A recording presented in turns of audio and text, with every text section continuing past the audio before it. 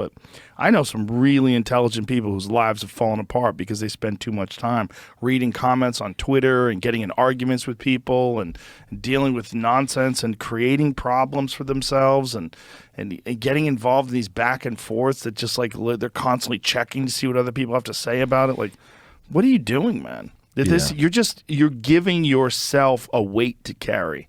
That's an unnecessary weight that doesn't make you stronger. Yeah. It's like there's nothing good about that. Nothing. Yeah, nothing good about that. I'm interested to see how it pans out over the course of another generation because my kids, I have twins, a boy and a girl, and how old are they? 3 years 5 months, and my son, he can navigate a phone. Oh yeah, like wild, with right? his fat fingers, just like lumping through it and just crazy. And he's so in tune with it, but he sees daddy doing it. He sees daddy picking up his phone.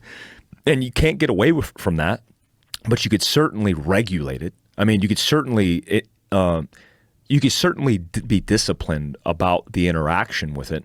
But at the end of the day, they have to have the discipline in themselves to be able to do that, right? Because one day it's just going to be them.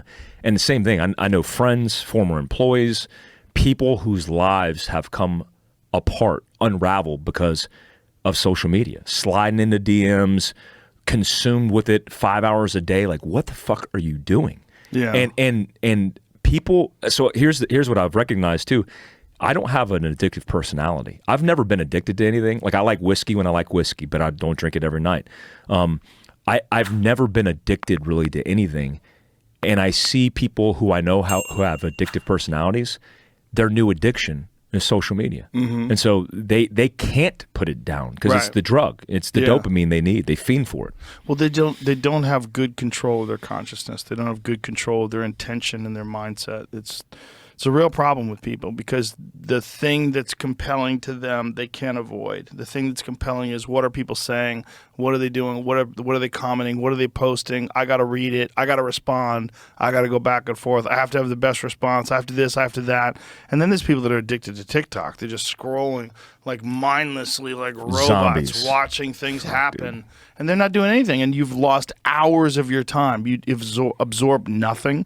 You've got no information. There's no net benefit to what you've done. And it's everywhere. Yeah. It's everywhere. So many people are doing it. It's wild to watch my kids, like with TikTok, watch them stare at their phones and going through. I'm like, hey, that's the devil. Put that fucking stupid thing down. Yeah. Like, what are you getting out of that? You're not getting anything out of that.